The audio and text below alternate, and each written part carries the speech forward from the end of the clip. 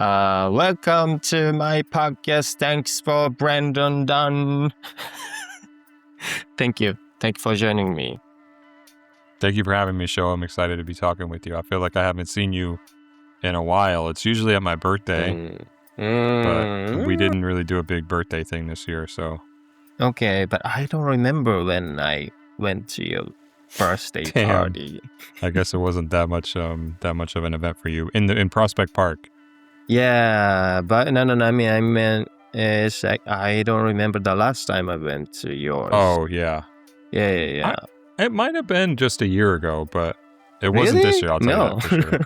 If not a year ago, then 2 years ago. I remember that I went to join your birthday party outside, and you had a pizza party at the park. There's always lots of pizza. Yeah. Okay, I think that was, but still 2-3 years ago.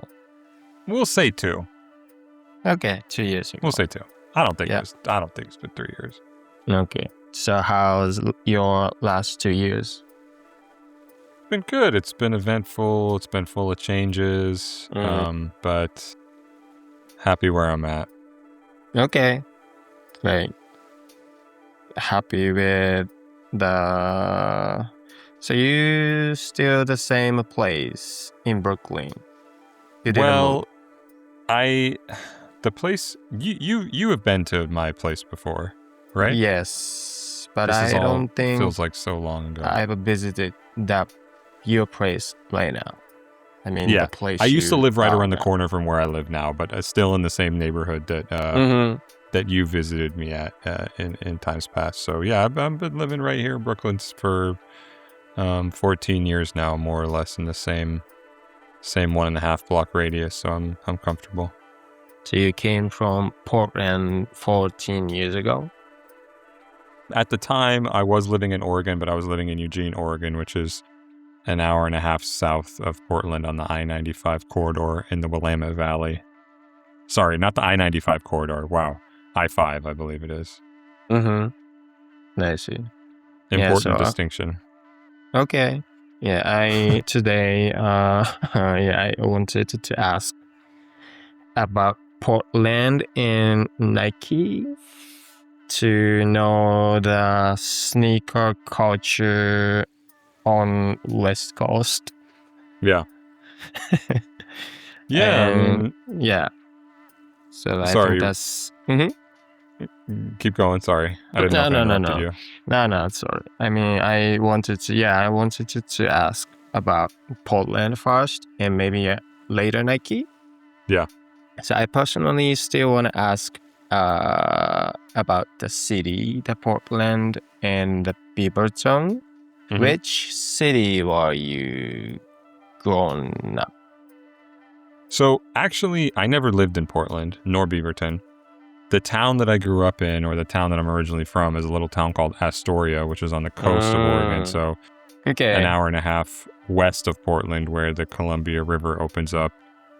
That's where I'm from originally, Astoria, Oregon. And I lived there till I was 7 or 8, I want to say. And then we moved to Idaho, and then I moved back for college. But so I have an interesting relationship with Portland in that it's a place I spent a decent amount of time and would always go to growing up, or it was the big city. And my older brother lived there for a number of years, and my nephew grew up there, and lots of friends and lovers and acquaintances and people in and around Portland. So I've spent a decent amount of time there, but never lived there myself. So it does still hold some romantic place, or it's still a fun place for me to visit. And I end up there a few times a year. But yeah, I'm from a much smaller town on the coast called Astoria. In Oregon. Yes, in Oregon. In the northwesternmost part of Oregon. Okay. Have you seen the movie Goonies, Sho? I think so, but I don't remember. But I know Goonies is set in logo Astoria. design. Yeah, okay, yeah. Astoria, I see. Yep. Small town, 10,000 people or so. Okay, I see. So you lived there until 7 or 8 and moved to a different city and went back to the college in Oregon again. Exactly, yeah. We moved to Idaho, and so I grew up mostly in Idaho, but my father has always, or not always, but has lived in Astoria in Oregon for the past 40 years. So we would come back and visit him and spend summers or spring breaks with him. And and then when I graduated high school, a year after graduating, I ended up going to the University of Oregon, which, like I mentioned, was there in Eugene. So that's the last place I lived before I lived in New York, was Eugene, Oregon, which again, hour and a half south of Portland. On I-5, not 95. I don't really know the freeways is that, but so you are growing up liking sneakers already at the time? You know what? I didn't really have an infatuation for sneakers until I was in my teenage years. I see. Not, as a kid, not really. It wasn't really something that registered to me. I would say that before sneakers, my primary obsessions were The Simpsons and video games and maybe comic books to a way lesser extent, but those were my pillars. It was really The Simpsons and various video games. And so the sneaker thing for me came later on when I was and I guess rap music, but that came like a little bit after that as well. But I would say that the sneaker thing came for me when I was a teenager and when I was first spending a lot of time on the internet and ending up on sites like Nike Talk and finding places where people were obsessing over shoes and wanting to understand. And I was probably 15, 16 at the time, maybe more like 16, 17, wanting to understand how you could get these shoes or why these shoes were important or what they meant to people. And ended up making it a career. I see. So you were more like learning the sneakers and also collecting and buying a lot of sneakers? Yeah, I mean, I did a lot of learning before I could ever really buy them and I think a lot of people have this experience, but when I was first learning about sneakers, I didn't have any money to buy them. I dreamt about how cool it would be to have like a rotation or the first couple of cool sneakers I was able to buy, Nike sneakers, Dunks and Air Force Ones, like it was awesome to have them and I was so proud and so hyped and I felt like it helped me stand out in the small town where I grew up, but I wanted to have a collection. I wanted to have a rotation. I wanted to have a bunch of sneakers to pick from, not just a couple, not one or two. I wanted 100 or 200. And it's funny, you become obsessed with these things and then they take over your life. And now I'm actually at a point where I wish I owned less sneakers and I aspire to own less and get rid of sneakers when I can. So the pendulum has swung all the way in the other direction. So like a sneakerheads normally for the term for a grown-ups, not really for kids, because kids cannot really collect and buy a lot of sneakers. So so there is no like sneaker heads kids technically. Yeah, but I think that a lot of people who are super obsessed with shoes, it started that early for them, or it started when they were 5, 6, 7, 8 years old. Watching Michael Jordan or seeing these sports moments that sneakers were a part of or watching Space Jam. And so I would agree with you that I actually think there are probably more kids now who are into sneakers just because it's become so mainstream. But I do think that for a lot of people, that's where the seed was, or that's how far back it goes. But right, they weren't like you can't really collect in that same way, unless you have a parent who is also obsessed with shoes, which I know a friend of mine, Abdul, like his daughters, Abdul is obsessed with sneakers and has maybe thousands, and his young daughters, as long as they've been alive, they've been laced with sneakers. So maybe you could call them sneakerheads since they were kids. I see. So you became kind of obsessed with sneakers, but not really collecting when you were teens, like 16, 17. Did you lose the interest on the Simpsons and the video games at the time? I guess maybe it did supplant them. That's interesting. I've never really thought about that. I think it was a while later, but I know that going into college, I spent way more time and money on sneakers than most other things in life. And by that point in my life, I was not paying as much attention to The Simpsons or not trying to collect Simpsons memorabilia like I was when I was a younger man. And I was definitely playing less video games in college than I was before. So it's interesting that you mentioned that because I've never thought about it like that, of like just having 1 or 2 slots in my life of things I could be obsessed with, and you have to move one out to move a new one in. I guess also in college I was playing a lot of Magic the Gathering, so that kind of the card game, so that kind of You did too? I collected a lot of cards. Really? Magic? Yeah, I did. I need to know more about that. I wasn't really good at the game, but I liked the illustrations on the card. Yeah, I'm more like obsessed with the illustrations than the game, but I played it. I had a lot of them. Where were you buying them? Oh, it's like it was popular in Japan. I was obsessed with the Magic the Gathering when I was in high school. Yeah. Yeah. So but were you trading with people? Was there like a community around you? Yes, but not so many. But I just kept buying the packaging. Like booster packs? The booster pack, like 10 to 15 cards inside. Do you remember which sets? Are we the same age, Sho? I actually don't know. I think you're like a year or 2 older than me. Yeah, I think I'm a bit older than you. I'm 39. What year were you born? Can we disclose that? I was born in... I was born in 1987. Okay, I was born in 89. So we're about the same age. So okay. How old were you when you were into Magic cards? I think I was in like first grade of... we are kind of different, but that in like Japan and the US. But I was like a 16 or 17. Okay. Yeah. So we were playing the same stuff. That might have been like Ravnica. Do you remember that set? No. Okay, I'm trying to think of what other sets were around. I mean, this, not to be stereotypical, but Kamigawa, the Japanese themed set, if you remember that one, was around that time. I don't remember. So probably you are really good at it. I wasn't really good at it. I bought a lot of cards, but I was really not really good at the game. Okay. Do you still know what happened to those cards? Like, did you sell them all at one point? Did you give them away? I think I just gave... I think my mom and dad just throwing it away. No. What about Pokemon cards? Were you into Pokemon cards? No, I didn't.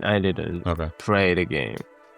Yeah. Do you still keep the game? I mean, do you still keep the Magic cards? Yeah. There was one point probably like I had for a long time a binder. Did you keep them in a binder? But I had like a separate filters for each card. Yeah. Individual cards. Yeah. Like sleeves. Yeah, sleeves. Yeah, sleeves, and then in the binder. I stopped playing after college. But I had somewhere, maybe in New York or maybe at my brother's house in Portland, I had a binder full of old Magic cards, like my whole collection, like all the most expensive stuff. And I think maybe 7 years after that or 8 years after that, I ended up selling them all just because I was like, I'm not going to use these ever. I don't really care. So I had a friend who is still into it, and I think I sold some of them through him, and just I see. So I don't own any anymore that I know of. I see. Did you get paid well by selling the cards? I didn't get paid. I don't know. I made a couple $100. I didn't make more than $1,000. I don't think. Oh. Yeah. I see. But I was very active. And stop me if you want to depart from this tangent. No. But I was very active. Most of my college years, I was at the card shop on Friday night playing Magic the Gathering. So you were like 19 to like 21-ish? Yeah, exactly. Wow. I see. And I worked at that card shop. I worked at that card shop as well. Wow. Yeah. I see. So you're playing the Magic the Gathering mainly, and also you also Pokemon. You also played Pokemon too. So Pokemon, I was obsessed with Pokemon as a kid for sure. Okay, and so before Magic.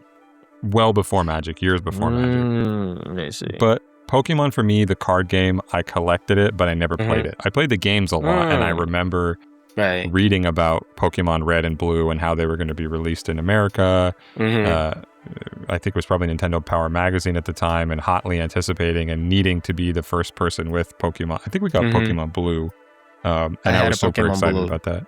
Yeah? Yeah, for the first one. Yeah. I mean, I remember going to the Pokemon movie and crying when Mew died. That was a... Did you cry when the Mew died? Yes, 1,000%. 1,000%. I don't watch that movie either, no, but... Because you were older and more mature than me. Yeah. You moved on by that point, but I was still a tender young man. Oh, wow. I see. Yeah, they had the Egyptian Mew card. It was like a promo card. When you went to see the movie in the theater, you got a I see. holographic Mew, Egyptian Mew promo card, yeah. Do you still have it? Or you sold it? No, it was unsellable. I remember very distinctly hanging out with a friend in Astoria, Oregon, a dear childhood friend of mine named Will, and we were riding bikes one day, and I had the card in my pocket when we were riding bikes, and we got all dirty riding bikes, and then his mom washed the shorts that I was wearing, and the Mew was still in the pocket, so it got shredded in the laundry machine. So no, it was never in sellable condition, although I have looked it up in the years since then and tried to figure out if it's actually worth any money, but I don't think I lit a bunch of money on fire, so maybe I'll go back and buy one. I see. Did you get the Mew on the game, the blue? That was like kind of hidden trick, right? Was like not the really official way that you can get the Mew on the blue, I think. I believe you're right. I'm struggling to remember, because obviously Mewtwo you could get, right? Because Mewtwo was 150. But I think that Mew, it was almost like a glitch Mew was or 151. Yeah.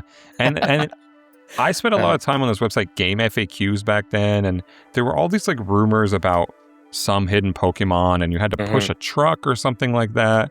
But if I recall correctly, nobody really knew how to do it, or it wasn't confirmed. And I think maybe eventually, I don't know if it was years later, I don't know my Pokemon lore that well, but people did find Mew in the game. Or also there was like a Nintendo promo where you could go to an event and they would put Mew on your cartridge somehow. Did you have Mew? I think I had a Mew, but I used some kind of trick. We're talking to a big dog. What?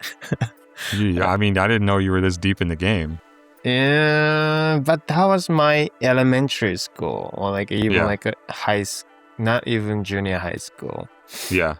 And we in Japan, Japanese kids were playing to just kind of use some trick to get the Mew somehow. I don't remember, but it wasn't really official way to do. Do you remember Missing No? Do you know what that is? Missing Mew?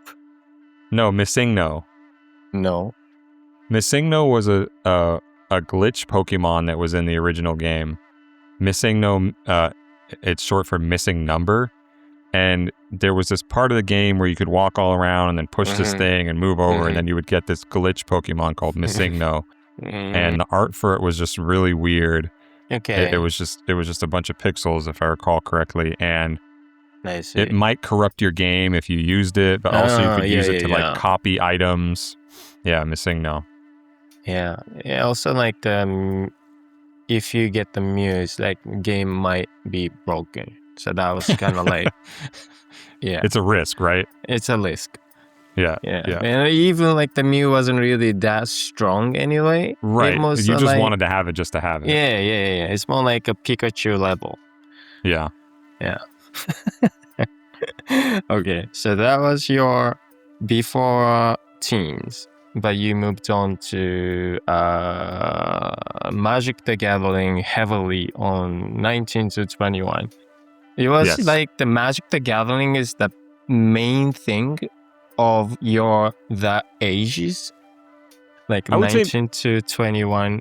Your mind, the Magic the Gathering is on your mind. 100%. Not solely, because I was super into sneakers at that time, and okay. that was a 50-50. Yeah, and also that was the first time when I had money to spend, and I could buy shop. A little bit, also just through loans, student loans. You take out a bunch of money to go to college, and then you have a bunch of extra money in your account. And Really? yeah, So that pays your tuitions and pays you too. well, a lot of times you just have extra money that's for your living expenses, for your rent, and for your food and stuff like that. So Really?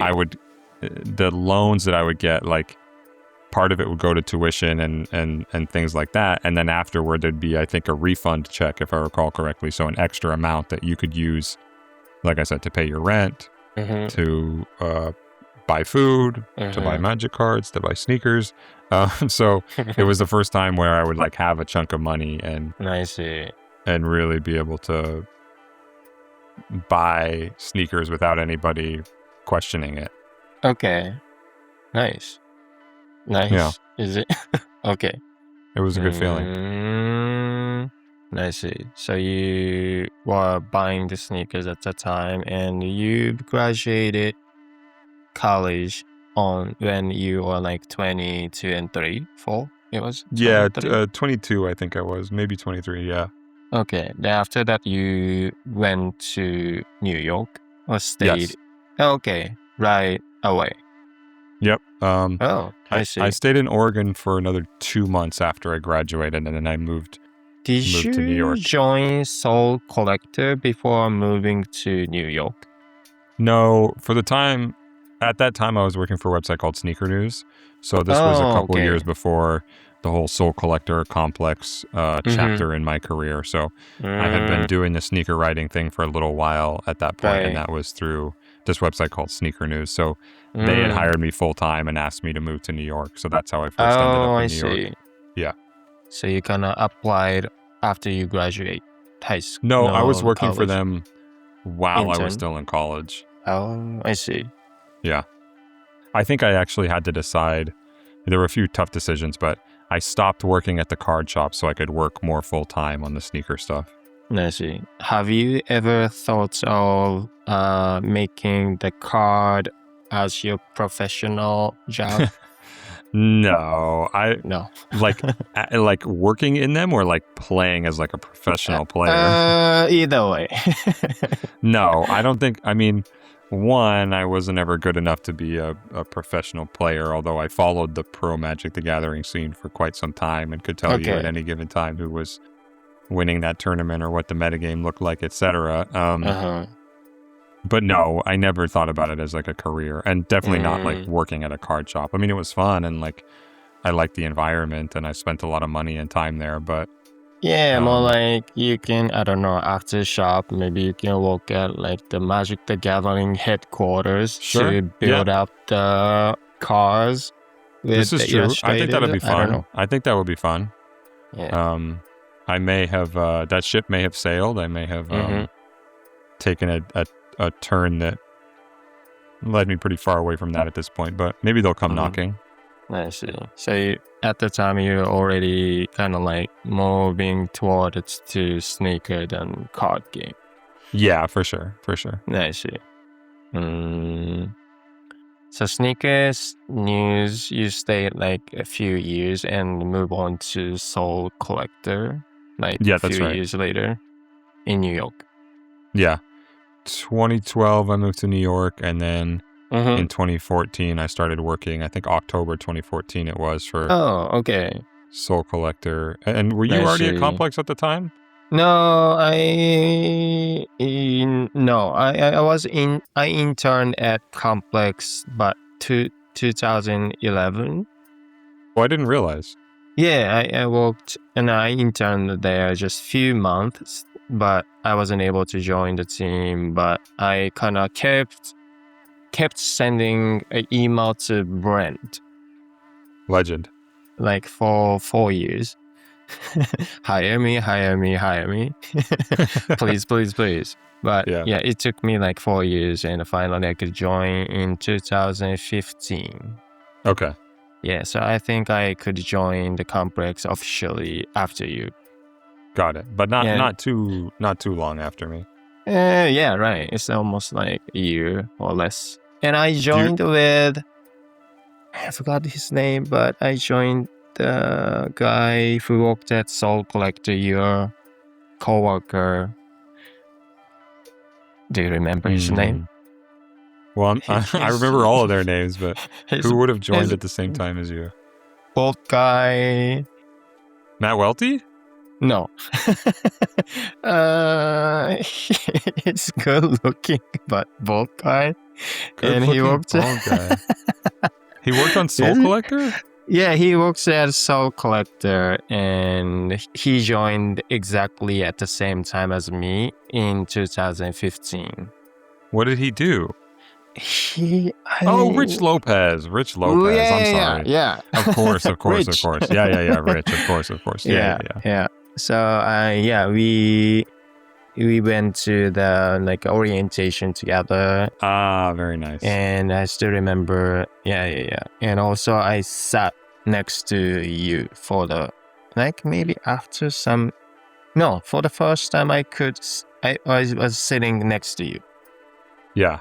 Which is funny because I always remember you guys being in the art room. Right. I was the only one outside because I didn't have an official chair inside because I wasn't really hired as a full-time yet. Got it. Yeah, that's why I didn't have the so they made you sit next to me. Yeah, seat. And but I could sit next to you. That was really great for me.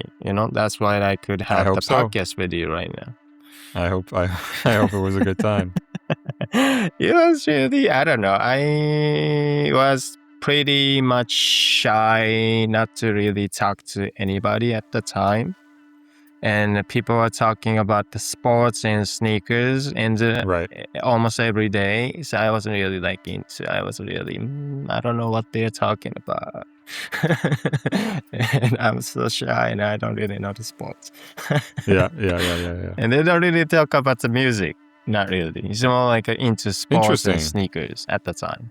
I feel like maybe that's because of where we sat in the office, because there were definitely people having music conversations, but maybe it was on the other side of the bullpen. Right. Yeah, but you, and I was sitting next to a Soul Collector team and the Soul Collector team into sneakers, and the other side is mainly sports team. Yeah. I think, in the pop cultures.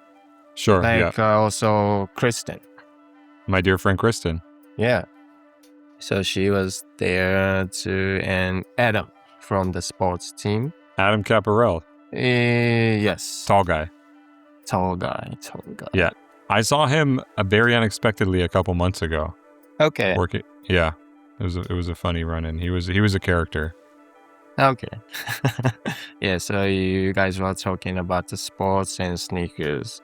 So well, I'm not that much of a sports guy either, so really? Don't peg me as I know definitely way less than the average American male about sports.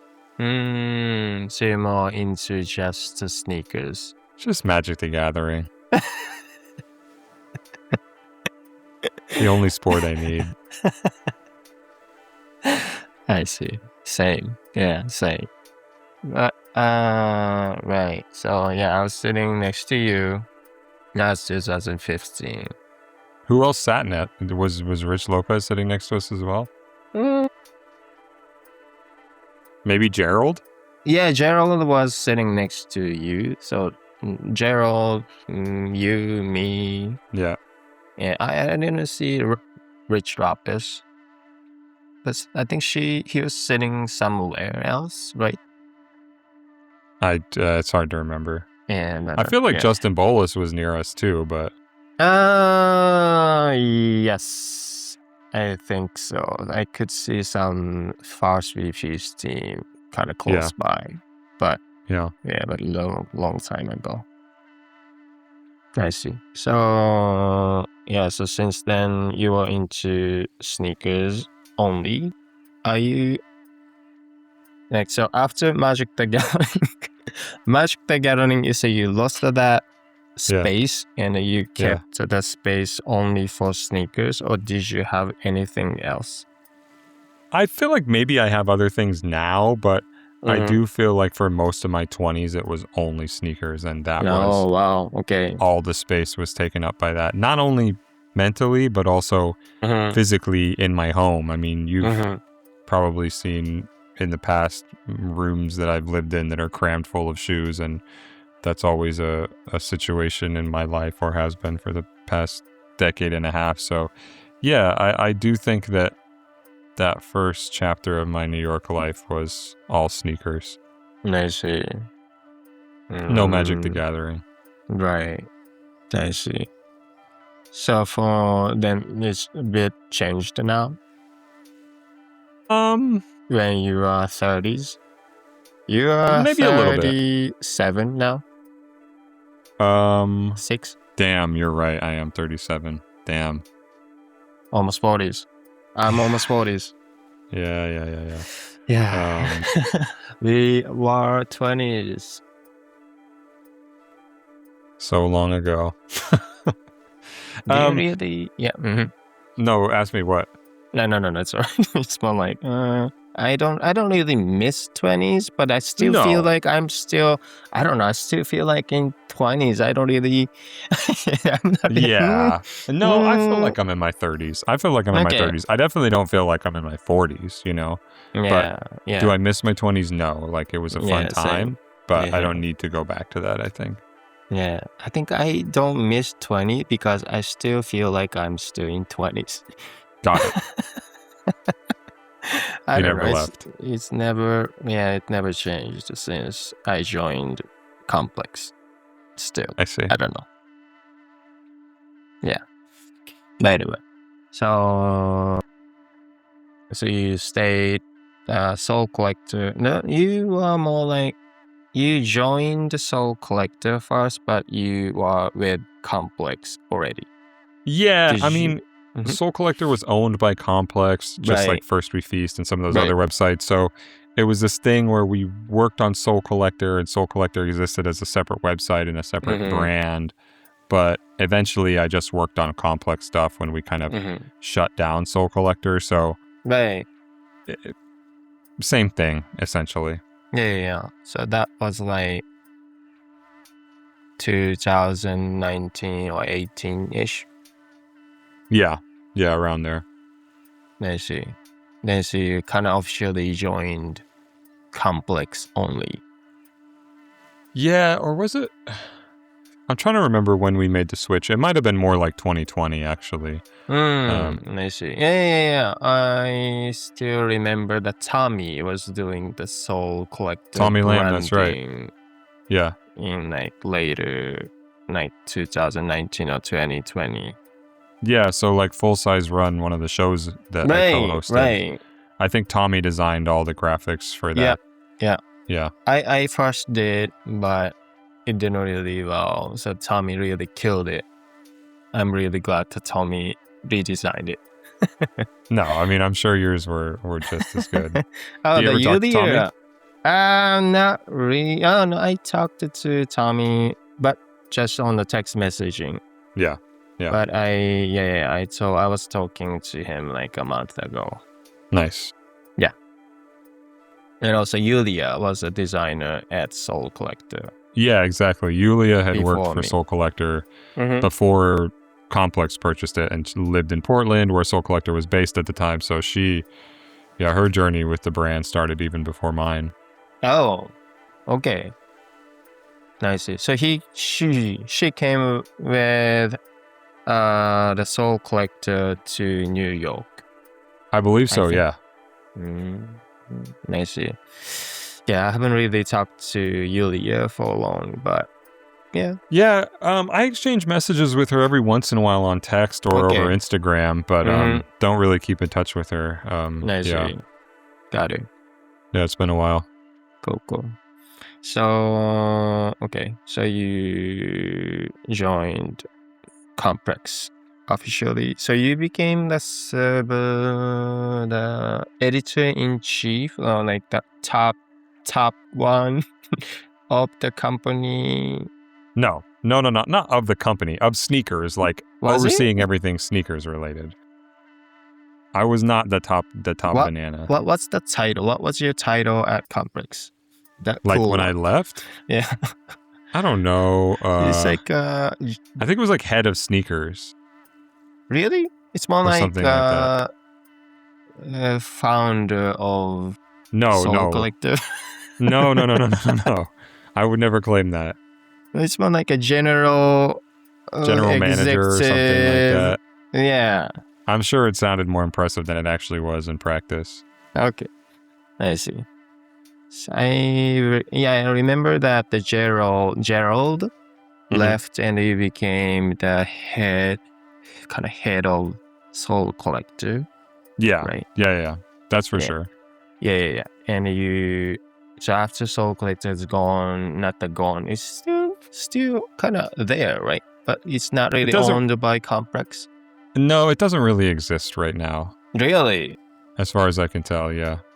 Also just Complex just absorbed it. Yeah. Absorbed it. Yeah, exactly. Eventually. I see. So you were with the Complex about like 10 years and 10 and a half. 10 and a half. And then moved on to your current company. Yep, I work for StockX now. Oh, yes. And how did you feel the change after 10 years? It was really hard. It was a big decision. I spent a lot of time, or as much time as I could, thinking about it. Oftentimes you have to make these decisions in a shorter window than you wish you could, but it was something really important for me to be able to take a new step and embark on a new chapter and try something different, because I loved the work I did at Complex, but I didn't want to be there forever per se, and I had to see what something else could look like. So StockX approached me with an opportunity to do some cool community work with them, and I figured, you know what, this is the time to try something new. I see.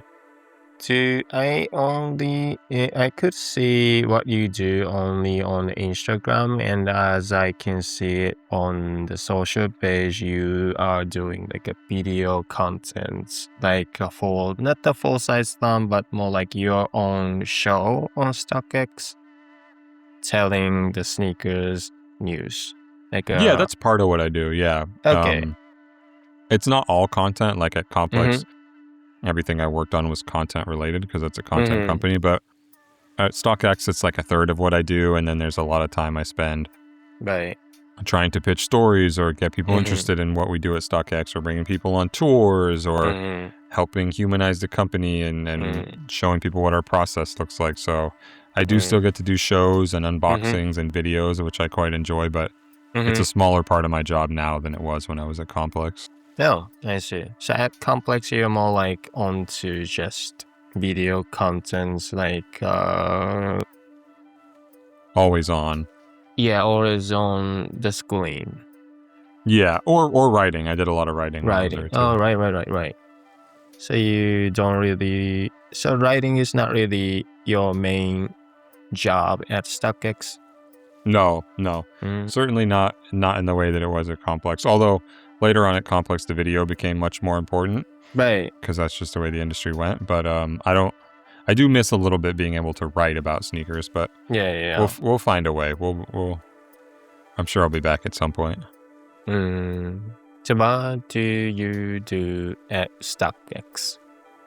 I'm the Senior Director of Customer Community and Engagement. What is that? Yeah, I mean, it's sometimes hard to explain, but basically, to me, StockX can exist because of super passionate sneaker collectors and people who are willing to pay over retail or are willing to collect things and chase items and stand in line for items. Like, we exist because that consumer exists. And so I do think we have some amount of debt to that consumer to show them that we care about this stuff, or to show them that we're invested in sneaker culture or knowledgeable about it. So part of my job is to make sure we are listening to those people and being in conversation with them and showing them, again, how we operate, why we make the decisions we do, and hopefully giving back in some way, or being not just a marketplace, but a conduit for people to learn about sneakers or experience things. And yeah, just a connector in some ways. It's kind of a cliche term, but yeah, I've enjoyed the work. It's a new kind of work for me, and it's been with its challenges, but it's been great. Is the field of learning of the sneaker culture is different at the complex and at the StockX? Are they kind of overlapping, or like is it totally different? What you study and what you learn? I would say there's a lot of overlap in the sneaker knowledge. That's the background of it, but in terms of like what I do now, the skills that relate to my job now, they're pretty different, like a lot more traditional PR stuff than what I used to do at Complex. So I still have all the same experiences and knowledge around sneakers that inform everything I do, but I have to do different things, if that makes sense. Okay.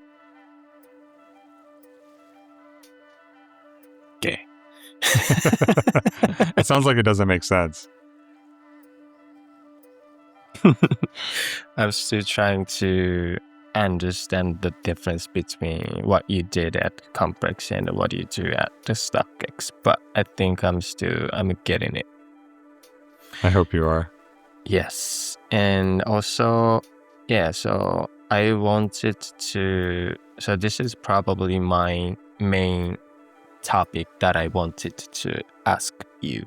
I thought it was Magic the Gathering. Yeah, but it was, but so I'm basically learning sneaker cultures and sports right now because I really don't know. Because I joined the complex because of music, rap music only. Right. And I kind of lived my last 10 years for music and design. And now I kind of trying to shift from the phase to sports and sneakers. That's something I'm trying to learn right now to get ready. Right. And with you. Not really. I didn't really study by myself. I studied a little bit about the sneaker cultures, and I read the Shoe Dog, the book. Yeah. Phil Knight. Yeah, Phil Knight. I really loved the book. I cried the book. I cried by reading the book, and I really loved his personalities. So it's more like, oh wow, he's really great human. So that's what I thought. And I kind of know the history of Nike now. It's like from like the book was kind of the book covered from like the very first time of Nikes and to like 1980s or something. Right. So I think right up until they went public or something, right? Yes, I think so. Before Just Do It, before Jordan, or like those.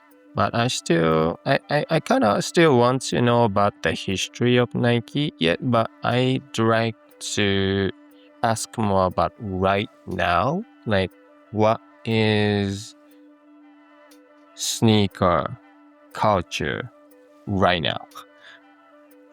It's a big question. It's a big question, Sho. I mean, look, I think sneaker culture is more mainstream now. Mainstream now than it ever was before. And so I think that there are a lot more participants in it, which makes it sometimes harder to describe in an easy, concise way. But what's happening in sneaker culture right now? It's such a big question. Okay. As it pertains to Nike, or as it pertains to the whole industry, or what do you think? I kind of still want to understand the battlefield of sneaker culture. Yeah. As that big landscape. I'm kind of trying to like grasp the landscape right now, and I kind of like focus on each like brands later on. Yeah.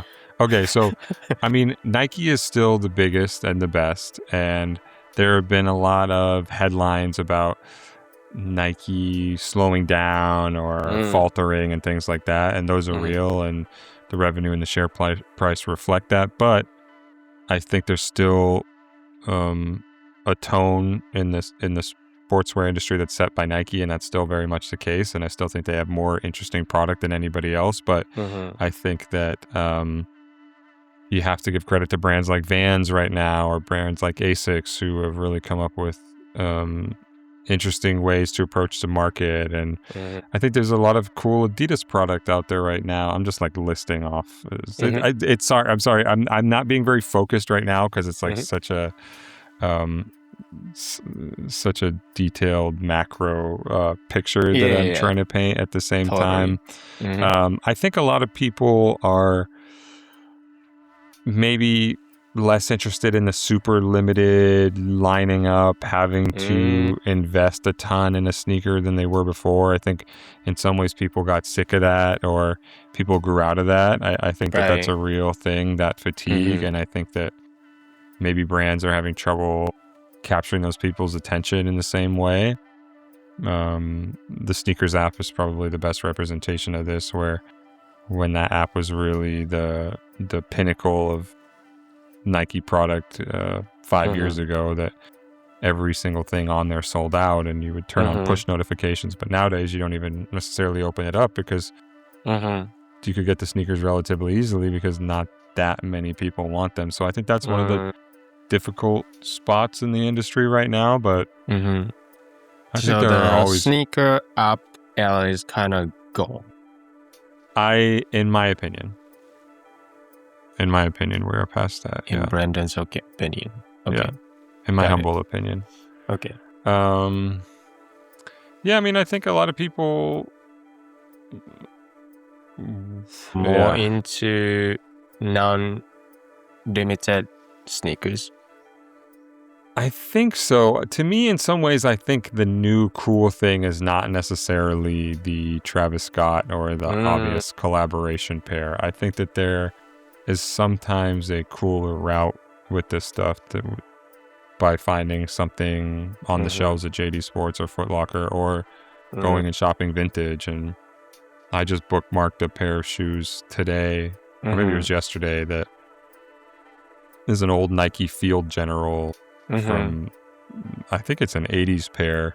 And that's like a shoe that I enjoyed as a retro and was really thinking about diving into the history around, but never did. And now I'm like tempted to go back and buy an old pair. So these are like the kind of shoes that interest me these days. But I am jaded, or like I come from a different perspective on it than a lot of people. You know what I mean? I see. Am I answering your question at all here? I hope that was like, Yeah, of course. remotely. I think I'm seeing the landscape a little by little. yeah. So yeah, I think I'd like to. Yeah, I wanted to ask like the kind of more like bigger landscape, including every brands. Like Yeah. what is really going on the sneaker cultures, but I don't really know I don't know. People use the culture for sneakers, but is the culture, to me, it's more like, I don't know, to me more like a temple. It's more like on like the history of like 1,000 years old or something, but it's not really matter. But it's people call the sneaker as a culture, because the sneakers culture started from like kind of ish, like 100 years ago ish. Well, Maybe less. I wouldn't. Right. I would say sneaker culture is not as old as that. I would say sneaker culture as it exists today has been around since like the early 80s, maybe. I think that we've been wearing sneakers a lot longer than that, but I think that the first time you really had groups of people who started collecting them or wanting to buy tons of pairs, way more pairs than they would ever need. To me, that doesn't happen until the early 80s. People like Clark Kent or Bobbito, or people in the UK and across Europe who were collecting Adidas shoes. I think that I know what you mean. Sometimes the word culture feels like silly or frivolous around a thing, and especially because it is so much about commodity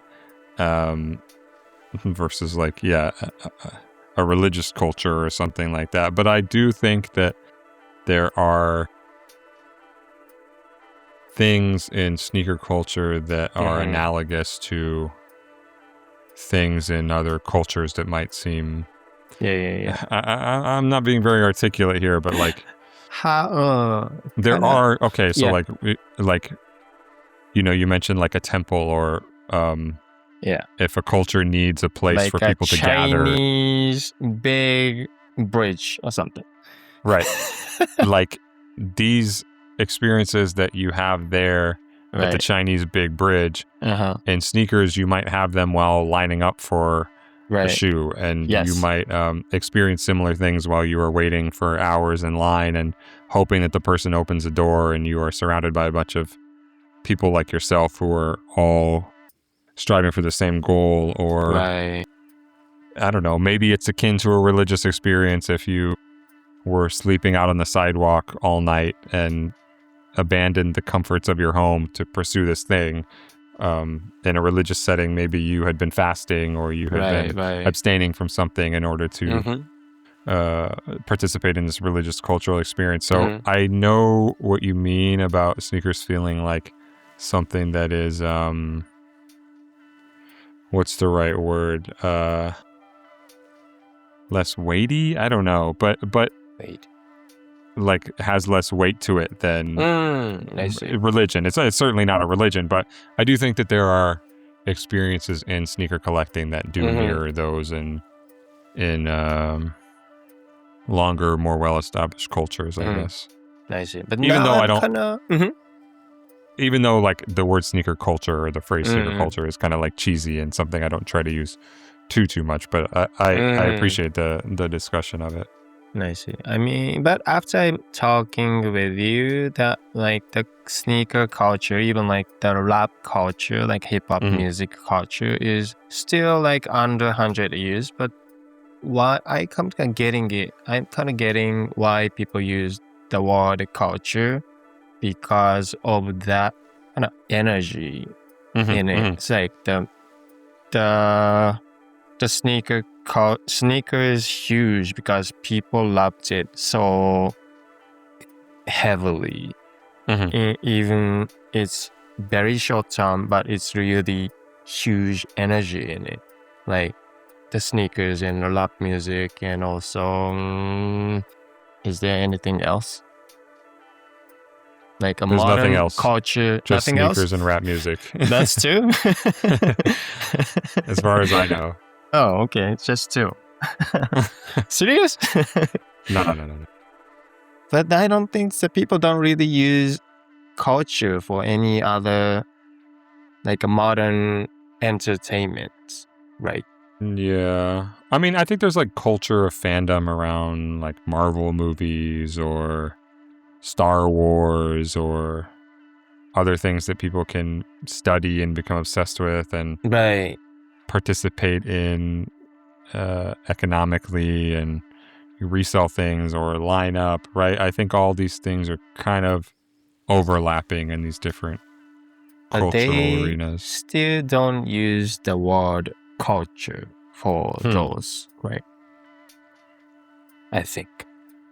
Maybe I just don't know. Nerd culture, maybe, or like, you know, like Comic-Con. Yeah. Is that culture to you? I think so, but I'm not an expert. Oh, I see. Anyways, I just wanted to discuss about the culture, how people react to the word of culture, but yeah, it's a tough one. It's a tough one.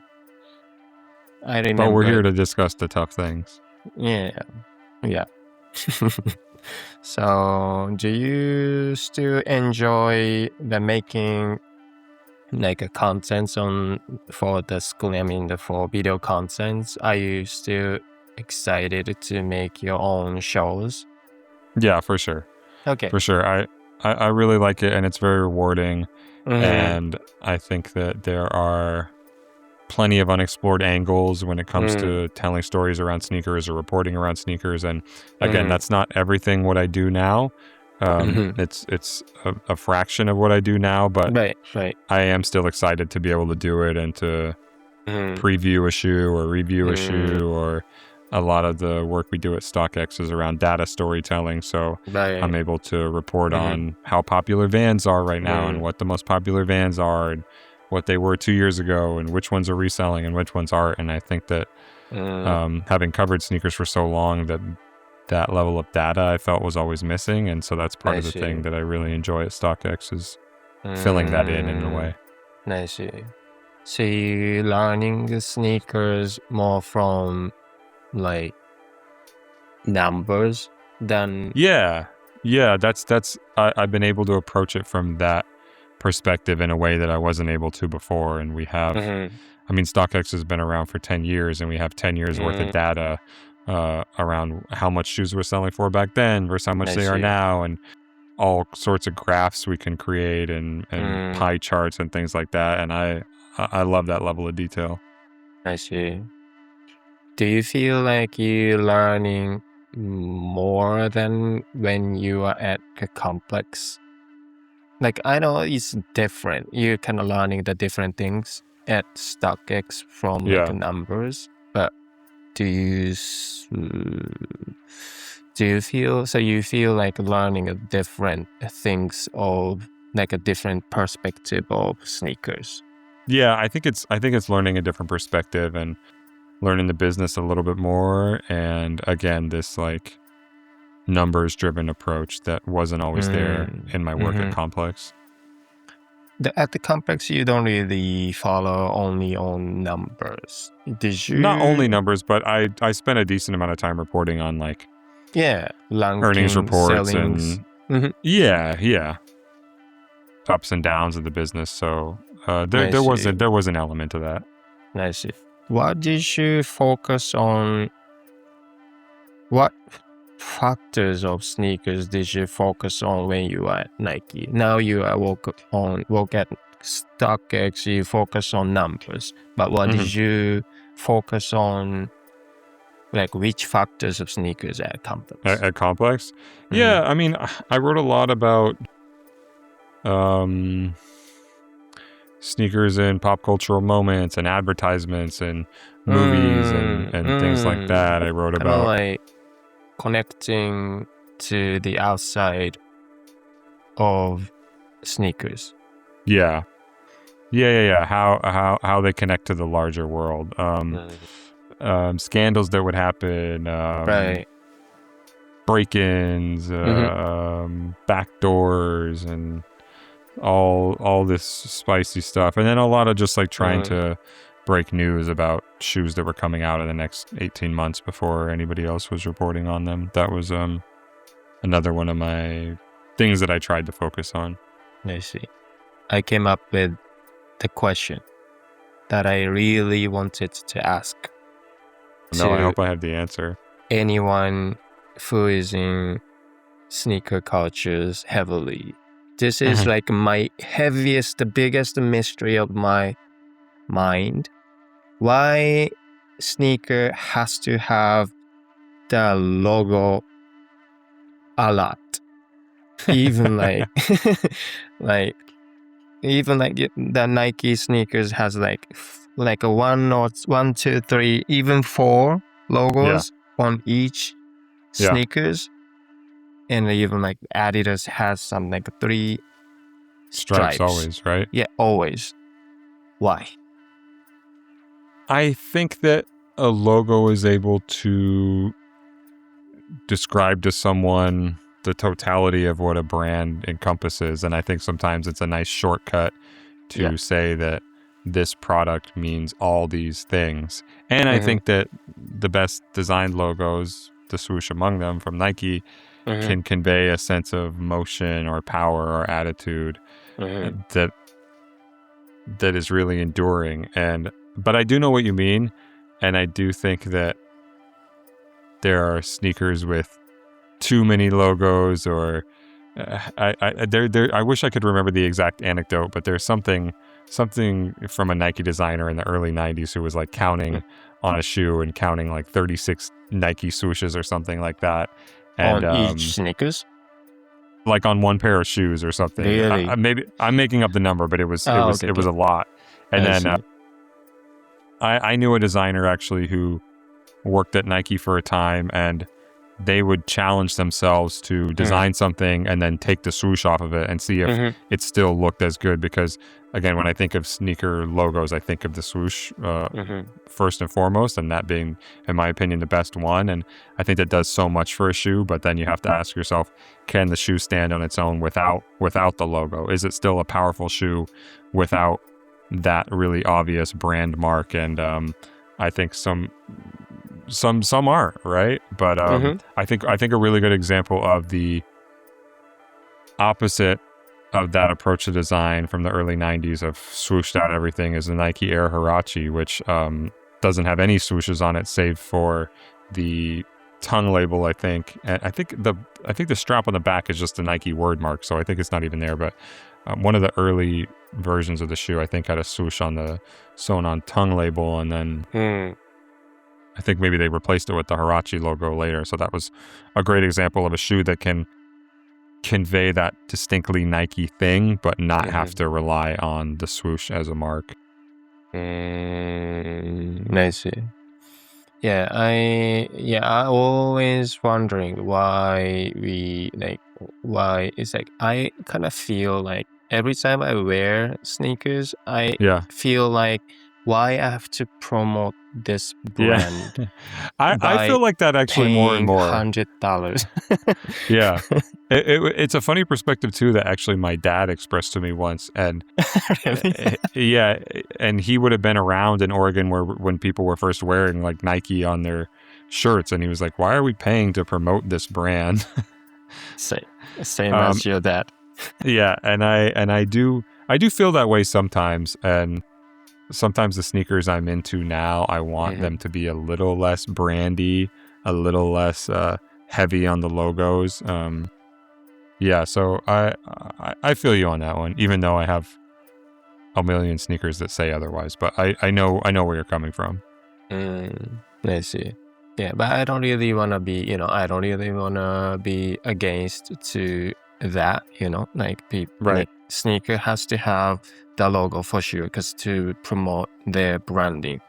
But because we already know well, but so it's more like they're kind of like still fighting that much. It's like they're still kind of like have to fight against each other. Right. Yeah, it's some sort of like necessity of the sneaker wars or something like that. Yeah, it's like still I feel like kind of once I, like since like this few months, I kind of was focusing on sneakers. So then I was looking at everybody's sneakers, and it's like looking like I'm seeing like the fighting each other. Like brands. Because I was kind of like, I was wearing boots for kind of long time. Like I feel like you were a big Red Wing boot guy. Yeah, Red Wing and Dunne, but still, I'm more into the Red Wing these days. But yeah, because I love boots because they don't promote their branding that much. Interesting, yeah. And like also your kind of favorite brand, and the Schema. Yeah. The shoes don't have the logo branding on it, right? But they just kind of imitate the style in leather. And you remember those the Hender Scheme style New Balances that I had back in the day? I know you like the brand, but I don't remember which model you had. I had a Hender Scheme shoe that looked like a New Balance shoe. Without N. Right, exactly. I see. Maybe the Hender Scheme was that founder had the maybe same attitude of me. Maybe. I don't know. And also I remember the Hiroshi Fujiwara was trying to remove the swoosh from the Nike sneakers. But the Nike said no. Sorry. I don't know that story. That's hilarious. Yeah, that's something I remember that story. That is like the only thing they wasn't able to offer his design, because that's the only thing they couldn't let him do it. Right. It's like sacred in a way. Yeah. So Yeah. I still get it, and also I still see the battlefield on the subway. Yes. Yes, I know what you mean. But still the battlefield is going on, right? The sneaker battles, the sneaker wars are still huge. They're like kind of modifying every day. But Nike is still king. Is it king? But it's still king-ish. But Yes. every other brand is trying to fight back In their own way, yeah, I would say. way. And how do you... Okay. Last question. Do you walk after this? Do I work? Do you walk after this meeting? I mean, this talking? No. Okay, great. Okay, so but still, last question, maybe. How do you foresee of sneaker cultures going from this today In the future? to the future? Oh, this is always hard because then it allows me to be wrong. That's why I don't like to talk about the future, because then I'm like, Really? I could be wrong. It's like, Yeah. Because I don't really see any content to talk about the future, and maybe not really though, but I don't really watch any contents to talk about the future in sneaker culture. Yeah. Okay. So you don't want to talk about it. So. No, I don't mind. Okay. It's just hard for me to imagine, and I don't think I'm good at predicting stuff. But one thing I learned one thing of sneakers, or future of sneakers, which is Nike Mind. You like those? I still haven't had a pair on my feet, but I do think really? that stuff like that is hopefully the way the industry is going, of genuinely new ideas and things that feel like they wouldn't have existed 20 or 30 years ago. I mean, I really like some of those big swings that Nike takes to try and create things that feel like they need current technology to exist. I think one of the ones I'm thinking about right now, because I think I have a pair on the way, is this Nike Hyper Ice sandal that kind of massages your feet. And I don't know if we're going to really go to a world where there are computers and motors and batteries in our shoes all the time, but I do think that that's one possible way forward, and just a way for the industry to try new things out. I see. Yeah, that's the pair I like to wear in Portland. The Nike Minds? I'm sure you could get a pair. I want to get that black. Yeah. But, yeah. So you feel that is something future to you? Yeah, I think so. This again, something in a shoe that is more than a new kind of cushioning, something that pushes us to believe that these things can do more than they have for us in the past. But I don't know. It's the other side of that is do we need shoes to do anything more than be on our feet from point A to point B? I don't know. But also, Yeah. I think shoes pushed the limits of human achievement in the past couple of years. I mean, we got a sub 2-hour marathon that I'm not sure we would have had were it not for the right advancements in footwear technology. So, but yeah, it's tough. Tough to foresee the future of sneakers.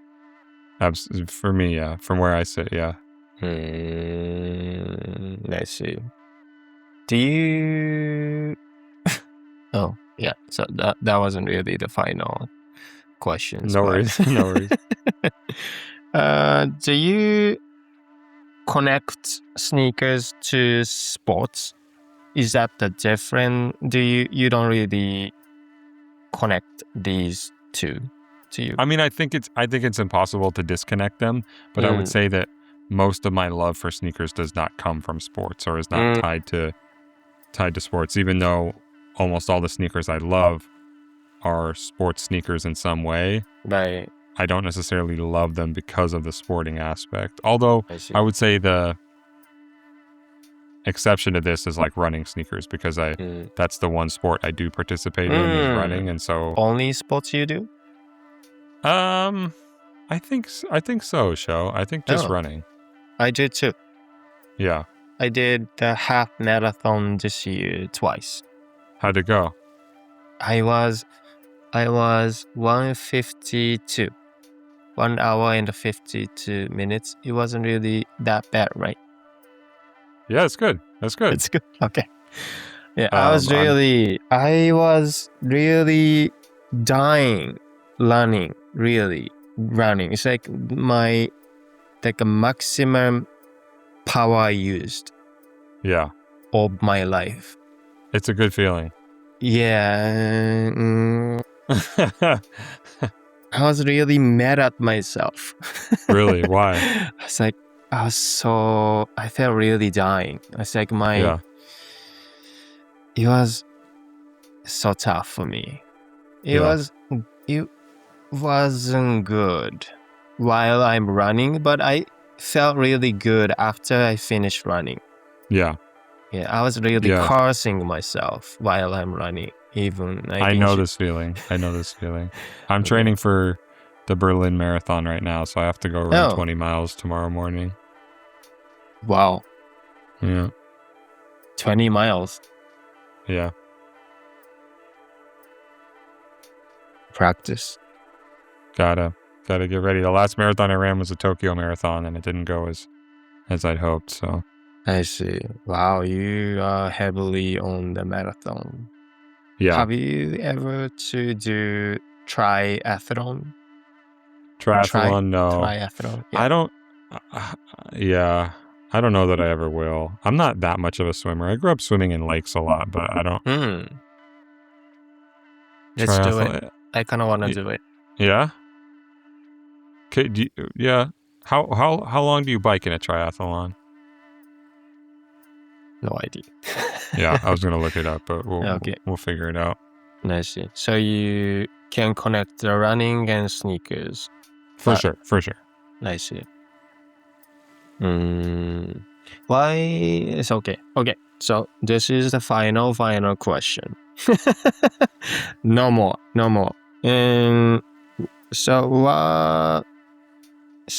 why do you like sneakers still till this day? Can you say you still love sneakers the best from your heart? Yeah, I think so. I mean, they just become such a big part of my work, and it's kind of like what I think I have value in is my perspective on sneakers or my ability to report on sneakers and connect people through sneakers. So it does still mean a lot to me for sure, and still excites me. And there are still pairs that I desperately want to buy, whether old or new. So yeah, definitely. You love the sneakers, but do you? Okay. Can you tell me more why? Why? I mean, at this part, it's just part of me. Okay, part of you. Yeah. Right. I think that's the easiest way I can put it. Like you feel that kind of happiness by collecting them, or you by feel collecting happiness them, by studying them. By studying them, by connecting with people through them. I mean, a lot of my friends. Right. I can go so many places in the world and have a conversation with people or meet people through this shared love. So I think that's part of it too. Yeah. That's probably something I'd like to do. I'm sure you can.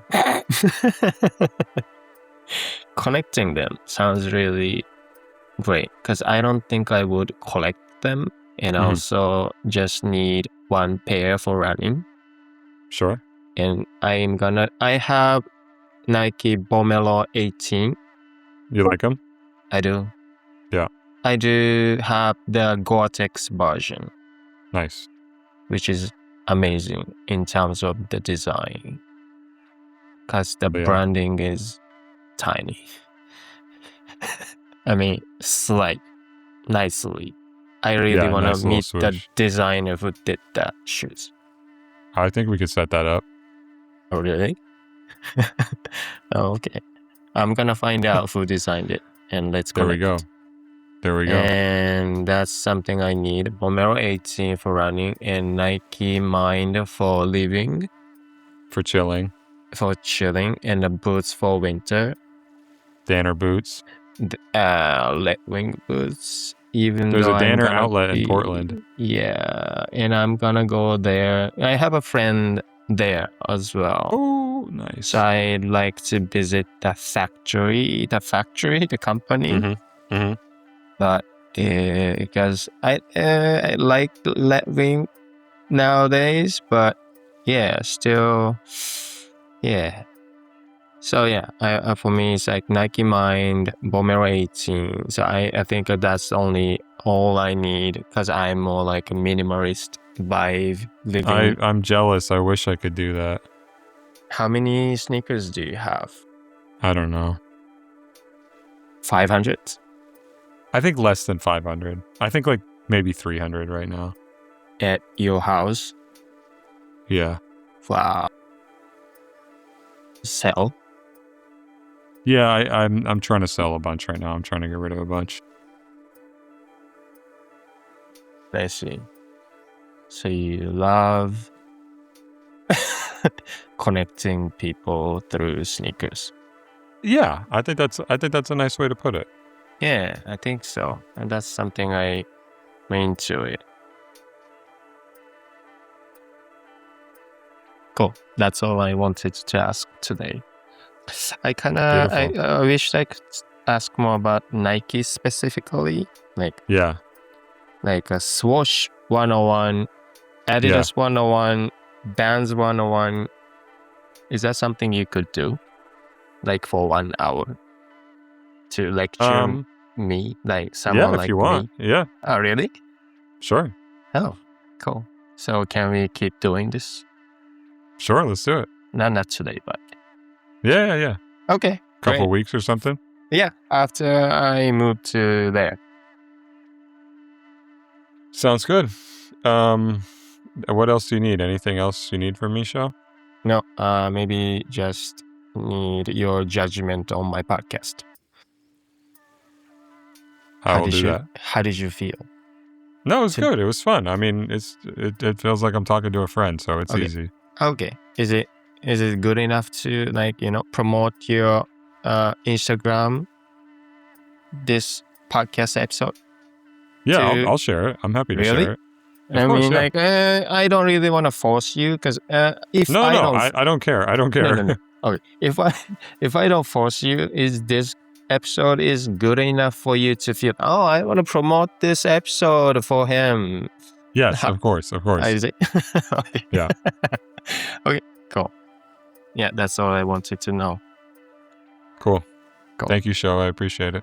Yeah, thank you for sharing your history and the love for sneakers. Let me know how Portland is going, and I'll connect you with some people out there.